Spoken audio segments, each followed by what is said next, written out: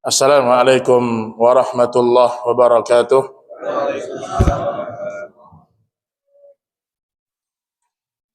Innal hamdalillah nahmaduhu wa nasta'inuhu wa nastaghfiruh wa natubu ilaih wa na'udzu billahi min shururi anfusina wa sayyiati a'malina. Man yahdihillahu fala mudilla lahu wa may yudlil fala hadiya lahu. Asyhadu an la ilaha illallah wahdahu la syarika lahu wa asyhadu anna Muhammadan abduhu wa rasuluh. Ya ayyuhalladzina amanu taqullaha haqqa tuqatih wa la tamutunna illa wa antum muslimun. Kaum muslimin dan kaum muslimat rahimani wa rahimakumullah. Di antara dakwah Rasulullah sallallahu alaihi wasallam selain dari mengajak manusia untuk mentauhidkan Allah Subhanahu wa taala, yaitu menyempurnakan akhlak yang mulia. Dan Nabi sallallahu alaihi wasallam dipuji oleh Allah dengan akhlak beliau yang sangat luar biasa. Jadi di antara keutamaan Nabi yang Allah sebutkan dalam Al-Qur'an, wa innaka la'ala khuluqin 'azim. Sampai-sampai Allah Subhanahu wa taala bersumpah untuk memuji akhlak Rasulullah sallallahu alaihi wasallam. Dan akhlak dalam agama kita, dia salah satu sebab semakin beratnya timbangan kebaikan manusia di hari kiamat. Dan kalau kita membahas masalah akhlak, maka Rasulullah sallallahu alaihi wasallam pernah bersabda, "Innama bu'itsu liutammima shalihal akhlak." Saya ini, kata Nabi, diutus oleh Allah Subhanahu wa taala untuk menyempurnakan akhlak yang mulia. Artinya bangsa Arab dulu, mereka sudah memiliki akhlak-akhlak yang terpuji. Tetapi dengan masuknya agama Islam, maka Allah menyempurnakan akhlak tersebut lewat Nabi kita Muhammad sallallahu alaihi wasallam. Dan di antara akhlak yang sangat agung yang ada pada diri Nabi sallallahu alaihi wasallam, yaitu beliau orang yang suka menyambung tali silaturrahim. Makanya ketika Heraklus dia berjumpa dengan Abu Sufyan, ya waktu itu Abu Sufyan masih kafir, dia masih kafir. Kemudian Heraklus ini bertanya kepada Abu Sufyan, "Ya Abu Sufyan, apa isi dakwahnya Rasulullah? Apa isi dakwahnya Muhammad sallallahu alaihi wasallam itu?" Maka Abu Sufyan mengatakan pada waktu itu, dia adalah sosok yang suka menyambung tali silaturahim. Maka Bapak Ibu yang dirahmati Allah, pada kesempatan kali ini kita akan merenungi sebagian dari ayat-ayat Allah dan sunnah-sunnah Nabi kita Muhammad alaihi salatu wassalam yang berkaitan dengan silaturahim. Kenapa ini penting kita bahas? Karena salah satu sebab yang membuat amal kita tidak terangkat ke atas langit manakala kita memutuskan tali silaturahim. Itu masalahnya. Kita kalau bertengkar sama teman kantor, bertengkar sama sesama pedagang Tanah Abang gitu kan, udahlah, biasalah itu. Tapi kalau berantemnya sama abang, adik kandung, paman, bibi, apalagi orang tua, ini dampaknya besar dalam ibadah kita. Dan diantaranya bahwa setiap hari Senin dan Kamis Allah mengangkat amalnya manusia. Makanya Nabi Shallallahu Alaihi Wasallam suka berpuasa Senin dan Kamis. Tapi Nabi mengatakan illa, kecuali rajulun, kata para ulama ada dua pendapat. Ada yang mengatakan amalnya tidak Allah terima sama sekali, Allah tidak angkat amalnya. Ada pendapat yang kedua, amalnya diterima namun tidak sempurna. Apa nggak rugi kita? Dan alangkah menyedihkannya seorang hamba rajin pengajian, rajin baca zikir, safnya sholat di saf yang pertama terus, tetapi ternyata dia punya musuh dengan saudara-saudara, kerabat-kerabatnya. Ini menjadi masalah ini. Nah, kenapa Bapak Ibu keutamaannya besar silaturahim ini? Di antaranya orang-orang yang silaturahimnya bagus ya. Ini memperkuat kasih sayang di antara mereka dan akan memperkokoh ikatan kekeluargaan. Makanya Rasulullah sallallahu alaihi wasallam bersabda dalam hadis riwayat Imam Ahmad, dan kata Imam Az-Zahabi hadisnya sahih, inna silatar rahim mahabbatun fil ahli wa mathratun fil mal wa mansya'atun fil athari. Kata Nabi sallallahu alaihi wasallam, sesungguhnya silaturahim itu adalah rasa cinta dalam keluarga. Jadi orang kalau suka silaturahim, berarti di hatinya ada rasa kasih sayang. Dan orang beriman harus punya rasa kasih sayang. Irhamu man fil ard, yarhamukum man fis sama. Wahai Muhammad, wahai orang-orang beriman, berkasih sayanglah kalian kepada penduduk bumi, maka yang berada di langit akan merahmati dan mencintai kalian. Jadi motivasi awal kita silaturahim apa? Karena Allah dan untuk Allah. Maka Nabi mengatakan sesungguhnya silaturahim ada rasa cinta. Kemudian apa? Mahabbatan fil ahli wa mathratun fil mal, menambah harta. Antum suka nggak duit antum nambah? Suka nggak rezekinya nambah? Jangan pura-pura nggak suka ya. Suka. Kita pengen rezeki kita nambah, berkah. Ya. Salah satu jalannya adalah silaturahim. Orang yang silaturahim, Allah akan tambah rezekinya. Dan Nabi mengatakan, dan Allah panjangkan umurnya. Nah, di sini ada dua pendapat. Ya. Ada yang mengatakan panjang umur ini maksudnya mereka menilai secara zohir nas. Memang Allah panjangkan umurnya. Ya tadi misalnya dia mau meninggal usia 70, Allah kasih bonus 5 tahun. Lumayan 5 tahun. Jadi 75 umurnya. Walaupun semua perubahan ini sudah ada di Lauhul Mahfuz, semua sudah ada. Ada juga yang mengatakan maksud dipanjangkan umur adalah keberkahan umurnya. Mungkin umurnya nggak terlalu lama.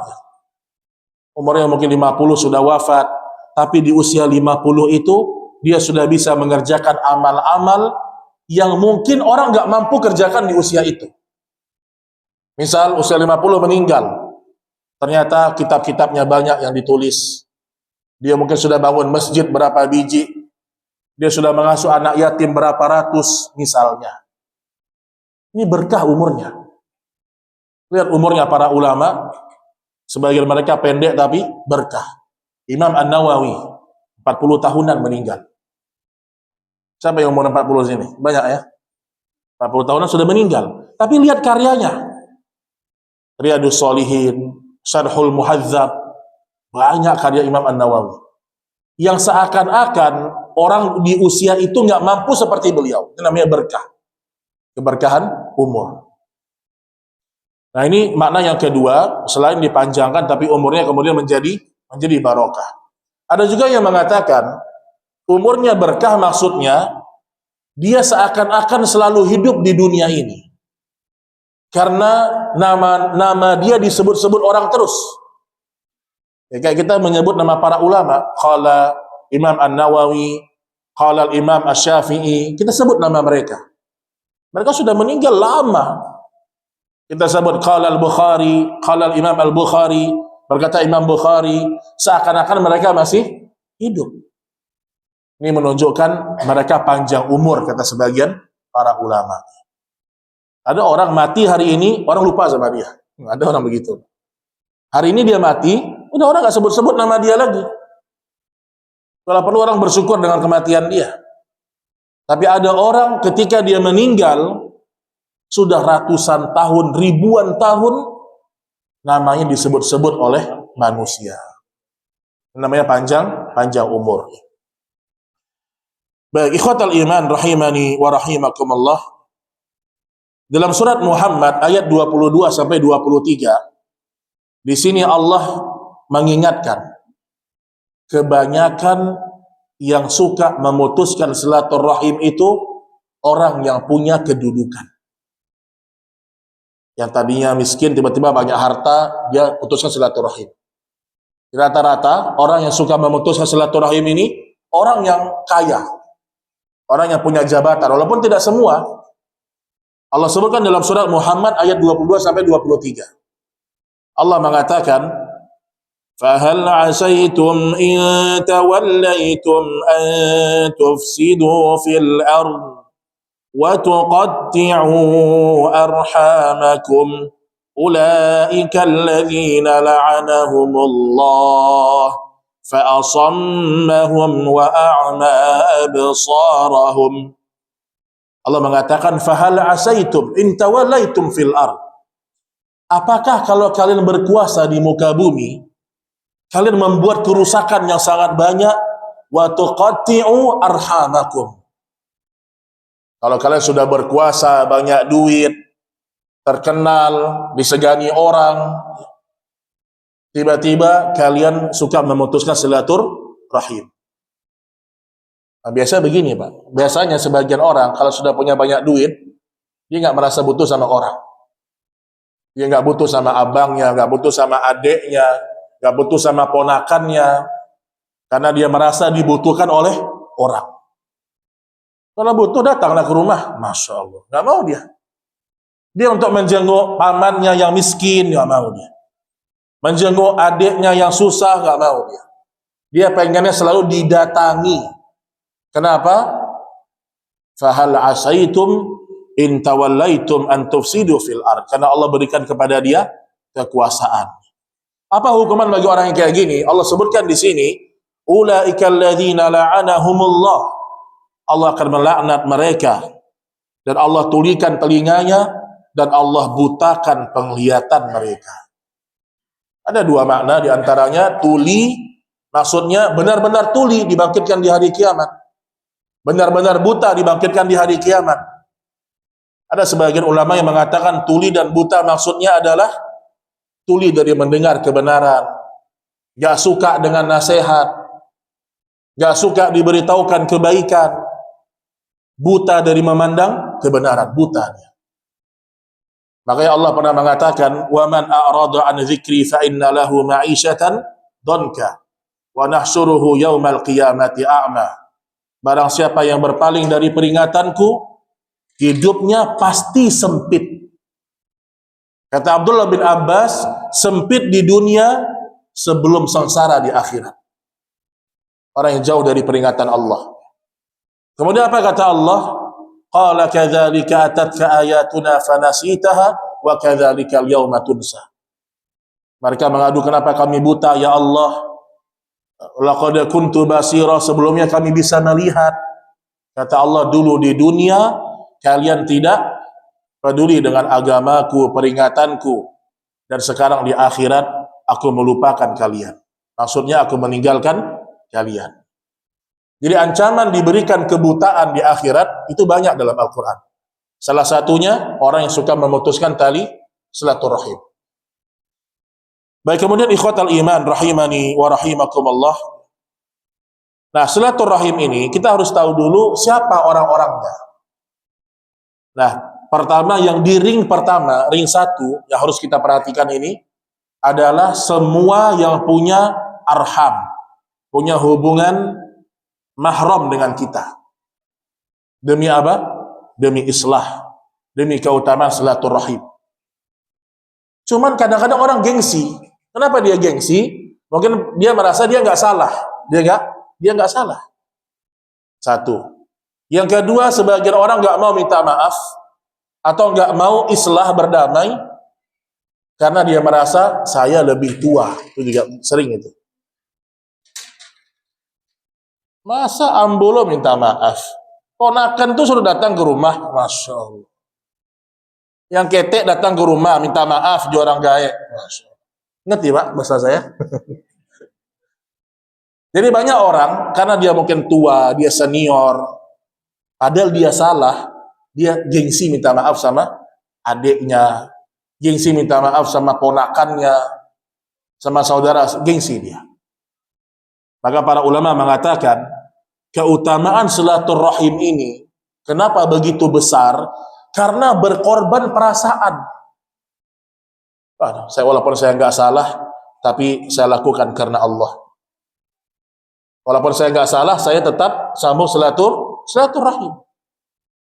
Makanya orang-orang yang kayak gini biasanya hidupnya berkah, hatinya bahagia, karena dia nggak punya permusuhan. Makanya Allah Subhanahu wa taala mengatakan dalam surah An-Nisa ayat yang pertama, "Wattaqullaha alladzi tasaaluna bihi wal arham." Allah mengatakan, dan bertakwalah kepada Allah dengan mempergunakan nama-namanya yang kamu saling meminta satu sama lain, wal arham, dan peliharalah hubungan silaturahim. Sesungguhnya Allah selalu menjaga dan mengawasi kalian. Jadi banyak ayat-ayat Al-Quran menyuruh kita untuk menyambung tali silaturahim. Kemudian juga di antara perkara besar berkaitan dengan silaturahim disebutkan dalam sebuah hadis yang sahih riwayat Imam Abu Daud dan Imam Tirmidzi dan Imam Ahmad.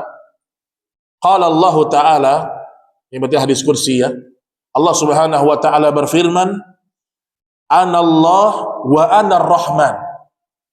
Aku adalah Allah dan aku yang Maha Penyayang. Perhatikan hadis ini coba. Khalaqtu rahima wa syaqaqtu laha isman min ismi. Aku adalah Allah, aku adalah Ar-Rahman, penyayang. Aku menciptakan rahim dan aku mengambilkan baginya satu nama dari namaku.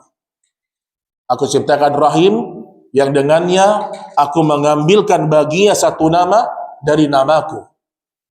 Faman wasalaha wasaltuhu wa man qata'aha qata'tuhu. Barang siapa yang menyambungnya, niscaya aku akan menyambung rahmatku kepadanya.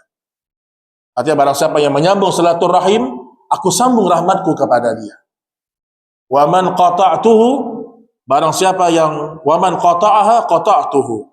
Barang siapa yang memutuskan silaturahim, aku akan putuskan rahmatku kepadanya. Jadi kita ingat-ingat, kalau saya ikutkan gengsi saya ikutkan emosional saya, Allah putuskan rahmat saya. Makanya di sini kita penting mengetahui ring yang pertama ini. Berarti contohnya siapa? Abang, ayah, ibu dulu nomor satu nih. Ayah dan ibu. Ada loh Pak, orang nggak bisa, orang musuhan sama ayah ibunya itu ada loh. Ada ayah ibu bermusuhan. Artinya dia anaknya, dia sebagai anak berantem sama orang tuanya. Ada. Dan bertahun-tahun tidak tegur sapa. Gimana nih? Orang tua loh.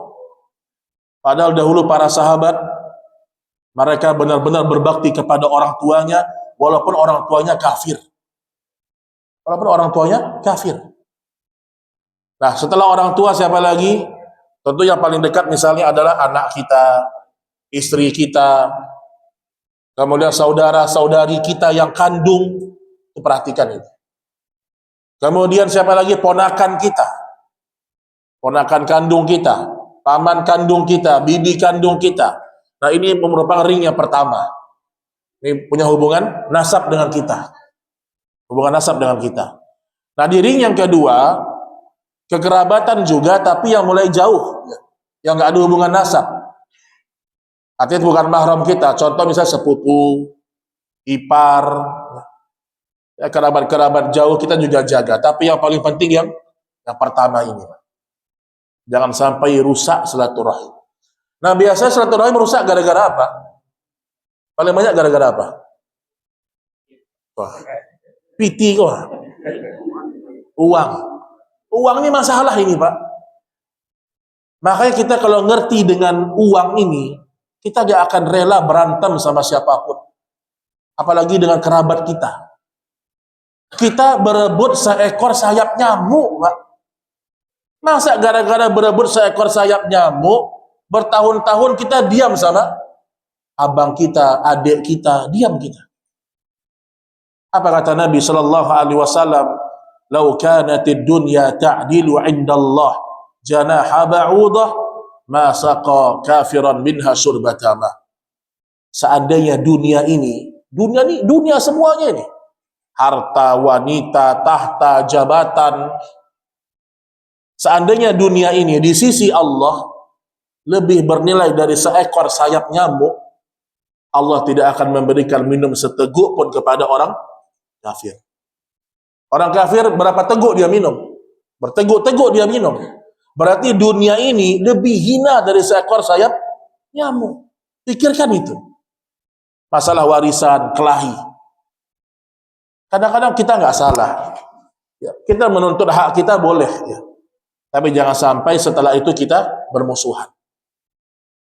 Ingat-ingat, masa saya berantem sama kakak saya hanya gara-gara seekor sayap nyamuk. Mana seekor, 500 juta nih uang, Masya Allah. Ini kita susah Pak, kita susah kalau membawakan emosi kita. Orang harus belajar mengkerdilkan dunia dalam hidupnya. Udahlah, kita nggak dapat hak kita misalnya, diambil sama kakak kita, ya sudah.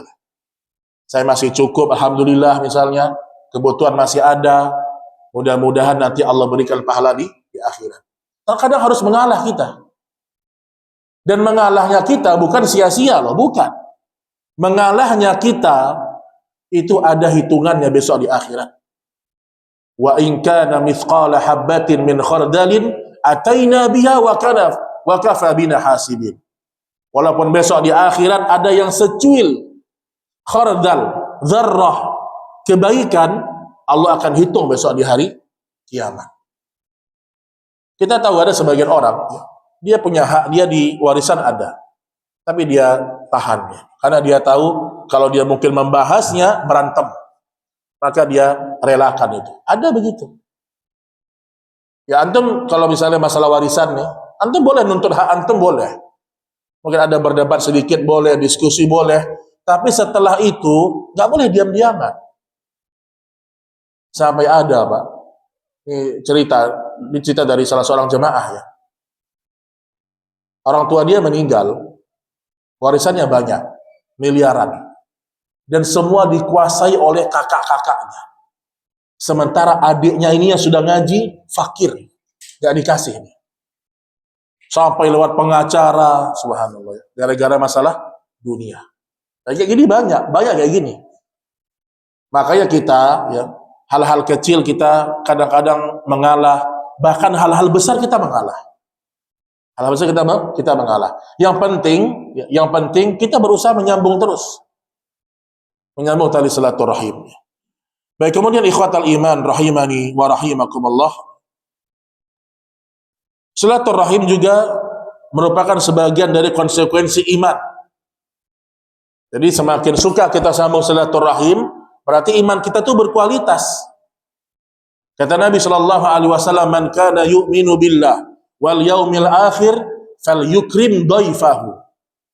Barang siapa yang beriman kepada Allah dan hari akhir. Kata para ulama, kalau ada kalimat barang siapa beriman kepada Allah dan hari akhir, berarti perintah setelah itu bukan perintah sembarangan. Benar-benar perintah hanya orang beriman yang bisa kerjakan. Kalau nggak beriman nggak bisa. Apa perintahnya? Fal yukrim dhaifahu. Hendaklah dia memuliakan tamunya. Nabi bicara secara umum, baik itu tamu teman biasa atau kerabat. Maka kita kalau kedatangan tamu itu adalah rahimnya kita atau kerabatnya kita, benar-benar kita servis. Oh, abang mau datang ke rumah, siap-siap. Jangan ala kadar aja lah. Abang tuh kaya, dia bisa dia beli, Masya Allah. Jangan Pak, niatkan untuk memuliakan tamu, dan kita dapat pahala. Karena sebagian orang enggak, yang penting tamu mau datang nih, ala kadar. Kan sering dibilang, afan Ustaz, ala kadar Ustaz, Masya Allah. Afan ala kadar. Lihat Ibrahim ketika datang tamu, yaitu sebenarnya malaikat, dia nggak tahu.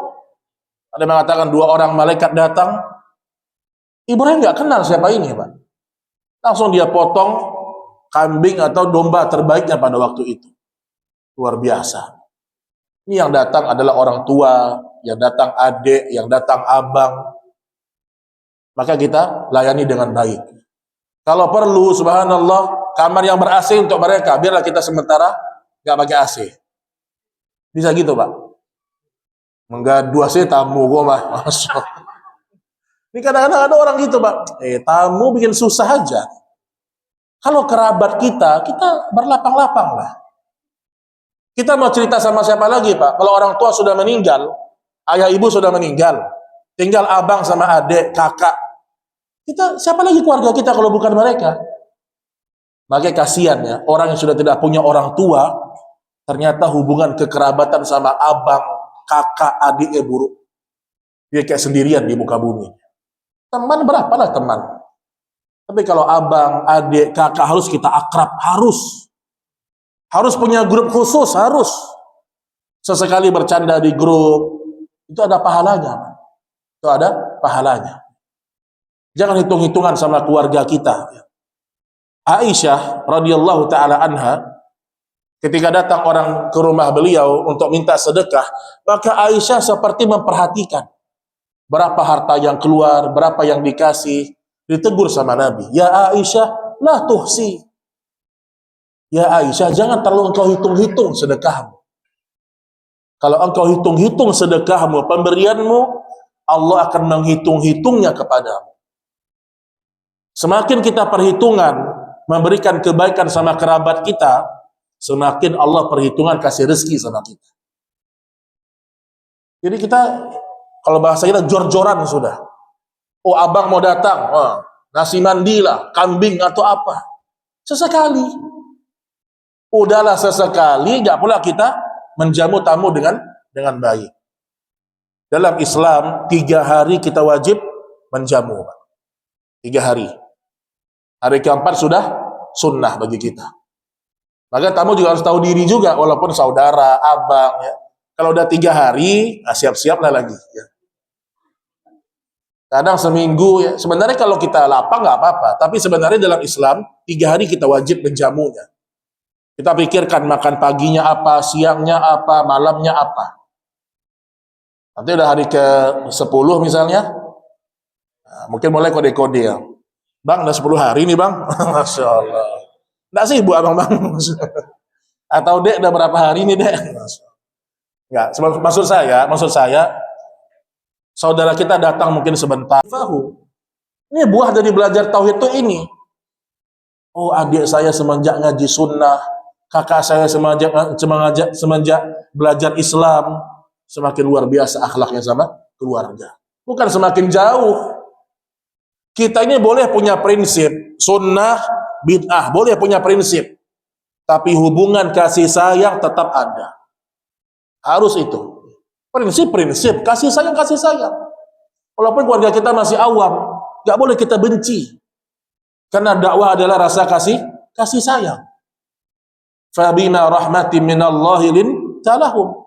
Walau kunta faddan ghalidhan lan faddu min hawlik fa'fu anhum wastaghfir lahum wasyawirhum fil amr.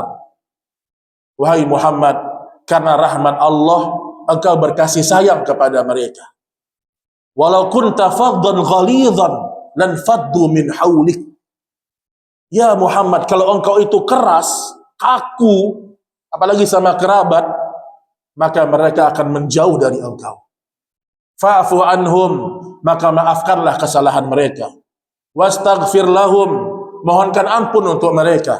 Wasyawirhum fil amr, dan selalulah bermusyawarah dengan mereka. Fa idza azamta fatawakkal 'ala Allah. Kalau sudah punya azam, sudah punya tekad, maka berserahlah kepada Allah. Jadi kan dalil bahwasanya kita boleh punya prinsip, tetapi yang namanya silaturahim tetap berjalan. Tetap berjalan. Kemudian Nabi mengatakan lagi, "Wa man kana yu'minu billahi wal yaumil akhir falyasil rahimah." Barang siapa beriman kepada Allah dan hari akhir, hendaklah dia menyambung silaturahim. Dan Nabi pernah mendefinisikan makna menyambung ini apa? Laisa wasil bil mukafi, kata Nabi. Yang namanya menyambung silaturahim bukan dengan membalas kunjungan orang lain. Misalnya nih, Abang kita baik sama kita, datang ke rumah kita. Oh, nanti kita ke rumah abang juga. Itu bukan silaturahim. Yang silaturahim yang Nabi minta, abang kita, adik kita merusak hubungan dengan kita. Tetap kita datang, tetap kita telepon, tetap kita kirimkan hadiah. Itu baru pahalanya besar itu, Pak. Bisa gitu, Pak. Kita nggak salah, tapi karena adik kita. Satu rahim dengan kita. Maka hilangkan ego dan berharaplah pahala dari silaturahim tersebut. Baik, kita azan dulu, setelah azan kita lanjutkan sedikit. Wassallallahu ala nabiyina Muhammad walhamdulillahi rabbil alamin. Illa billah. Kaum muslimin dan muslimat rahimani wa rahimakumullah. Kemudian juga di antara keutamaan yang lain disebutkan oleh Nabi sallallahu alaihi wasallam, dan di sini lebih kepada poin bagaimana kalau mereka menjauh dari kita. Ya, jadi bagaimana kalau seandainya mereka menjauh dari kita. Nabi sallallahu alaihi wasallam pernah mengatakan laisal wasil bil mukafi. Bukanlah orang yang menyambung silaturahim orang yang membalas jasa orang lain. Walakinnal wasil alladzi idza quti'at rahimuh wasalaha. Tapi yang namanya orang menyambung silaturahim, kalau diputuskan hubungan silaturahim, maka dia menyambungnya. Itu yang pahala itu besar di situ, Pak. Kakak kita cuek sama kita, ditelepon nggak diangkat, dikirim hadiah nggak bilang jazakillah khairan, diam aja dia. Datang ke rumahnya, Pak. Lawan ego kita itu dan lakukan karena Allah. Kalau saya sambung silaturahim saya, Allah sambung rahmat Allah kepada saya. Nah, ada satu kejadian ya, yang disebutkan oleh Rasul sallallahu alaihi wasallam dari Uqbah bin Amir. Dia mengatakan, "Ya Rasulullah, ceritakan kepadaku amal yang paling utama." Maka Nabi sallallahu alaihi wasallam bersabda, "Silman qata'aka wa a'ti man haramak wa a'rid amman zalamak." Ini 3 kunci hidup ini, Pak. Wahai Uqbah, sambunglah orang yang memutuskan hubungan denganmu. Sambung sama Nabi. Bukan suruh diam-diaman. Oh, dia diam, saya diam aja lah. Dia nak butuh, saya lebih nak butuh. Masya Allah. Nggak ada orang begitu, Pak. Ente nggak butuh, ana lebih nggak butuh sama ente. Subhanallah. Ini ego. Padahal saudara dia sendiri. Terkadang orang tuanya sendiri. Terkadang pamannya sendiri yang dia gitukan. Paman yang mungkin pas dia kecil digendong sama pamannya, dia lupa. Dia lupa dengan kebaikan-kebaikan kerabatnya. Kemudian apa kata Nabi? Wa a'ti man haramak. Berilah kepada orang yang tidak memberi kepadamu. Berilah kepada orang yang tidak memberi kepadamu. Wa a'ti man haramak. Gak pernah ngasih kita, gak pernah peduli sama kita selalu kirim sama dia terus. Makanya ketika berbuat baik, jangan pernah berharap ucapan terima kasih. Saya tidak berharap Ustadz, tapi pakai adab lah. Masih berharap itu namanya. Nah, ada orang begitu. Saya tidak berharap Ustadz, tapi ya masa nggak ada basa-basinya. Masih berharap berarti. Berharaplah innama nut'imukum liwajhillah. Sesungguhnya kami memberikan makan, memberikan bantuan untuk wajah Allah, karena wajah Allah Subhanahu wa taala. La nuridu minkum jazaan wala syukura. Dan kami tidak pernah punya keinginan sedikit pun. Nah, perhatikan di sini ya. Kata sebagian mufassirun, apa kata Allah tadi? Sesungguhnya kami memberikan makan karena Allah. Kami tidak mengharapkan balasan dan ucapan terima kasih. Sebagian ahli tafsir mengatakan, termasuk mengatakan doakan saya itu masih berharap. Belum 100% diwajahillah itu. Sampai ada tafsir yang seperti itu. Jadi kita kasih orang nih, jangan lupa doakan anak ya. Berarti masih mengharapkan balasan. Belum murni itu. Kalau minta doa aja, sebagian ahli tafsir mengatakan mengurangi liwajahillah tadi, apalagi berharap dunia yang lain. Apalagi berharap yang lain. Sekarang saya bantu dia, saya bantu besok dia sukses dibantu saya. Jangan. Kita ingat jasa orang, jasa kita lupakan aja. Kita belajar begitu. Jasa orang sekecil apapun ingat. Subhanallah, saya kalau ingat-ingat jasa sebagian teman-teman, ikhwan-ikhwan kita besar dalam hidup saya. Awal saya di Jakarta, kemudian sampai ada yang minjamkan motor, Masya Allah, motor Pak. Saya masih ingat sampai sekarang. Jangan kita lupa. Jangan ketemu teman lama, ketemu teman baru, teman lama, dilupakan. Kita pernah bergabung di satu yayasan, tiba-tiba mungkin gak cocok, kita lepas. Tetap berhubungan baik. Apalagi hubungan kekerabatan. Ingat jasa-jasa baik orang lain, apalagi kerabat kita. Wa arid amman zalamaka, dan berpalinglah dari orang yang berbuat zalim kepadamu. Artinya kalau ada yang berbuat jahat, jangan balas keburukan. Udah berpaling aja. Kita tinggalkan dia. Gak usah kita gubris, gak usah kita terpancing, tinggalkan dia. Ini penting di antara nasihat Nabi kepada Uqbah bin Amir radhiyallahu taala anhu wa ardhah. Kemudian juga disebutkan dalam hadis yang lain, ar-rahimu mu'allaqatun bil arsy. Bayangkan. Rahim bergantung di arsy Allah. Taqul, seraya dia berkata, man wasalani wasalahu Allah, wa man qata'ani qata'ahu Allah. Barang siapa yang menyambung, aku sambung rahmatnya. Barang siapa yang memutus, aku putus rahmatnya. Sampai mu'allaqatun bil arsy. Dia bergantung di arsy Allah Subhanahu wa ta'ala. Nah, berkaitan dengan masalah hukuman di dunia, Nabi sebutkan ada dua hukuman yang Allah percepat di dunia. Rasulullah SAW mengatakan, ma min dzambin ahra an yu'ajjilallah li sahibihi al-uqubata fid dunya ma'a ma yudakharu lahu fil akhirah minal al-baghi wa qati'atir rahim. Tidak ada dosa yang lebih mempercepat siksaan kepada pelakunya di dunia serta yang tersimpan untuknya di akhirat melebihi kezaliman dan memutuskan silaturahim. Makanya banyak orang kalau dia nggak bagus hubungan sama keluarganya, pasti hidupnya masalah. Coba antum lihat. Ada orang banyak problem hidupnya, urusan ini belum selesai, datang urusan yang lain, nggak selesai urusannya. Coba lihat hubungan dia dengan orang tuanya, hubungan dia dengan kakaknya, adiknya, abangnya. Biasanya ada masalah. Itu. Makanya kita belajar pada malam hari ini untuk menjadi orang-orang yang berusaha menyambung tali silaturahim. Jadi tolong blokir-blokir dibuka semua ya. Blokir-blokir abang buka. Yang blokir kalau ada. Kalau ada. Yang blokir pamannya buka blokiran itu. Buka, lepas dulu. Belum kuat saya ngomong, Ustaz, bukain dulu blokirnya. Itu dulu. Lepaskan jeratan-jeratan setan satu-satu. Buka blokirnya. Mulai WA, Assalamualaikum.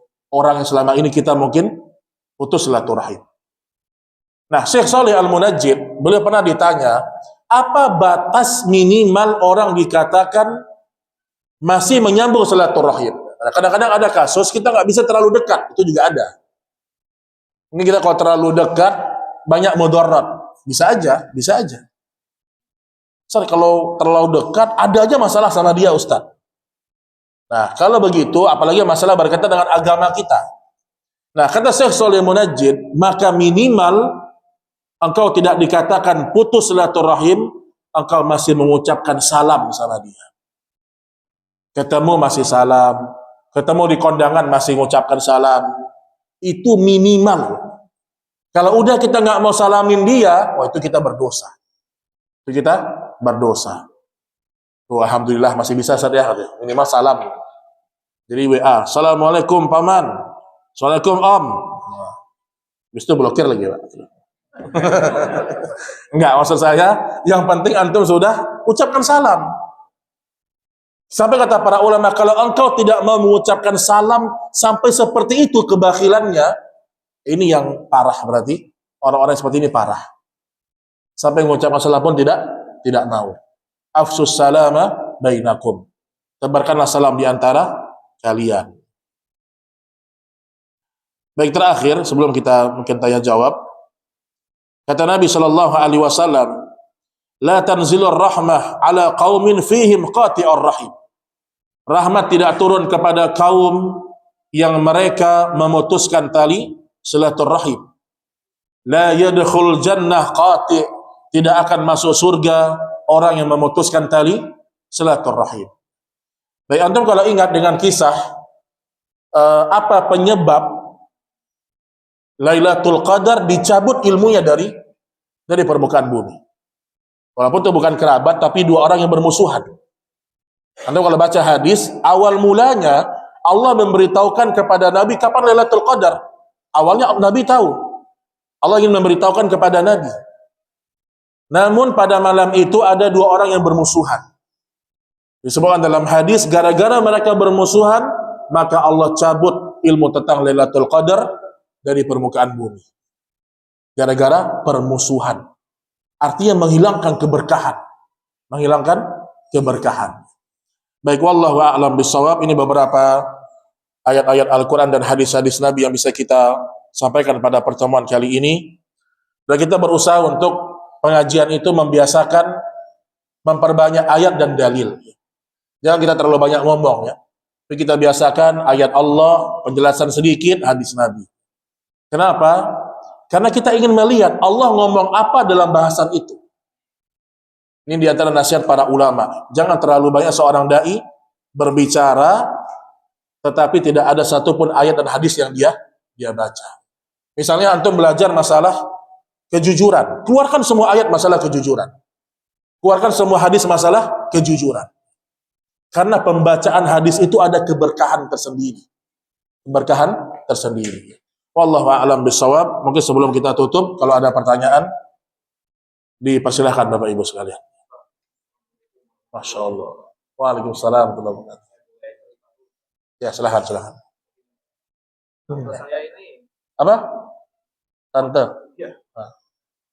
saya suka membanding-bandingkan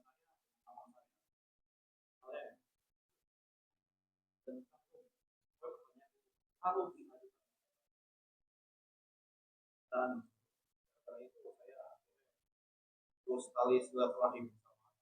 Tante kandung ini. Ya, Ah. abang saya sih masih baik-baik aja. Setelah itu saya juga silaturahim. Silaturahim. Masya Allah. Barakallahu fiik. Nah ini teman-teman, sebelum saya jawab, berarti ini ada pelajaran besar.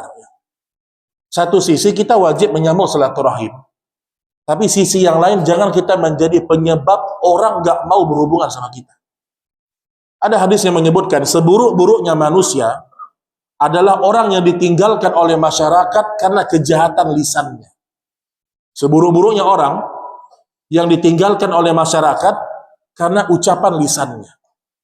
Sampai takut jumpa sama dia. Kalau jumpa sama tante nih, ngomongnya, mending gak jumpa deh. Kan gitu jadinya. Nah, makanya kita berusaha, kalau bicara, selalu ingat. Kalau ada manfaatnya, ada pahalanya, kita ngomong. Kalau nggak kita diam. Lisan ini. Ya. Ada manfaat, kita ngomong. Kalau nggak ada, kita diam. Termasuk bertanya. Kalau kita bertanya sesuatu yang tidak terlalu penting, nggak ada manfaat, nggak usah. Karena kita kan suka basa-basi kan, suka basa-basi, akhirnya orang sakit hati, bisa juga Pak. Makanya kadang-kadang orang merasa tidak menyakiti orang lain, tapi karena pertanyaannya tidak bermanfaat, pernyataannya tidak bermanfaat, akhirnya bisa membuat orang itu ya menjauh dari kita. Nah, itu yang pertama. Jadi, adapun untuk antum, ya, maka ingat-ingat, ya, keutamaannya ingat. Walaupun tante saya mungkin ngomong sama saya nggak enak, tapi saya yakin kalau saya tetap sambung, Allah akan sambung rahmat untuk saya. Itu aja. Kalau nggak itu motivasinya nggak bakal bisa. Harus itu. Maka saya bilang dari awal, berkorban perasaan. Makanya orang-orang beriman itu banyak berkorban perasaan di dunia sebelum mereka mendapatkan kebahagiaan besok di akhirat. Ini nggak apa-apa. Tante kita mungkin banding-bandingkan. kamu kayak gini, ini kayak gini. Itu kan menyakitkan Pak ya, menyakitkan itu ya Bang. Misalnya ada lagi dibanding-bandingkan, ini udah berapa tahun nikah? Udah 10 tahun, ini baru 2 tahun udah punya anak, dibanding-bandingin tuh. Kadang-kadang jadi masalah juga tuh Pak. Udah biarkan manusia dengan lisannya. Tapi kita tetap berusaha sambung silaturahim. Walaupun kita nggak mesti jumpa tiap hari, enggak. Tapi jangan sampai ada rasa ingin nggak mau ketemu, nggak mau ngomong, jangan. Ingat dia adalah kerabat dari orang tua kita. Bagaimanapun perintah Allah sama kita. Jangan lihat wajahnya, nanti antum emosi. Ingat aja wajah Allah yang saya harapkan. Karena kita kalau ingat wajah orang, kita sulit maafin, Pak. Gimana memaafkan Ustaz? Lihat wajahnya aja deh. Muak rasanya. Insyaallah. Misal begitu. Mungkin kezalimannya terlalu besar misalnya. Tetap bisa. Kalau apa? Kalau motivasi kita adalah akhirat. Itulah kehidupannya para sahabat dulu. Aku maafkan saudaraku, semoga Allah maafkan dosaku di hari kiamat. Dan itu buah dari beriman kepada Allah. Buah dari beriman kepada tauhid itu. Ya, wallahu a'lam bissawab. Baik, masih ada?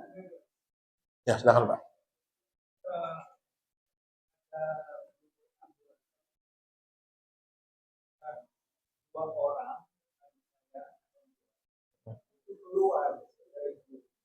Ah. Oh, tahu. Diopri. Ah, iya, baik. Oh, baik. Ah, iya, baik. Pertama, kalau seperti itu kita utamakan husnuzon dulu. Supaya hati kita ini nyaman. Oh, mungkin HP-nya kebanyakan grup mungkin. Mungkin satu dulu ya. Jangan kita langsung suuzon, karena kalau kita langsung suuzon, setan akan masukkan nanti panah-panahnya kepada kita. Oh, dia begini, jangan. Oh, mungkin dia keluar grup, mungkin kepencet, kepencet. Oh, atau mungkin grupnya terlalu banyak, dia keluar. Nah, yang kedua, selama kita tidak ada memutuskan tali silaturahim, ya kita nggak, masalah keluar grup kan ini bukan berarti dia tidak mau berhubungan. Tapi kalau kita tanya pun juga nggak apa-apa sebenarnya. Mungkin ada kalimat yang salah terucap, ya. Kita berusaha untuk mendamaikan, itu juga bagus ya. Itu juga bagus. Tetapi intinya adalah jangan kita suka menebak-nebak perbuatan orang. Utamakan husnuzon. Utamakan kita husnuzon kepada orang lain. Karena kalau kita husnuzon sama orang, Pak, pertama kita yang paling beruntung. Hati kita nggak sakit. Hati kita nggak sakit. Sedang naik mobil, kemudian ditabrak mobil antum. Oh, mungkin nggak melihat dia. Apa pun nggak melihat, matanya besar itu Ustaz. Jangan. Kita husnuzon. Oh, mungkin dia lagi sibuk, mungkin dia, udahlah. Karena kita kalau husnuzon sama orang, kita akan mudah, hidup ini kita mudah. Walaupun jangan kita juga bermudah-mudahan juga tidak boleh ya. Sebagian orang bermudah-mudahan, semua qadarullah, padahal dia salah itu. Dia belum bayar hutang, qadarullah, benar qadarullah. Cuman dia tidak berusaha untuk melunasi. Ini juga nggak boleh. Dia bersembunyi di balik kalimat yang hak, nggak boleh. Jadi Bapak Ibu, intinya adalah, ya kalau bisa kita tanya kenapa sebab dia keluar. Kalau jawabannya biasa-biasa aja, berarti aman-aman aja berarti. Kecuali memang ada permusuhan, kita harus islah, harus kita mendamaikan. Wallahu a'lam bishawab. Ini mungkin yang bisa kita sampaikan pada pertemuan kali ini. Wassallallahu ala nabiyina Muhammad, subhanakallahumma wa bihamdik, asyhadu an la ilaha illa anta astaghfiruka wa atubu ilaik. Assalamualaikum warahmatullahi wabarakatuh.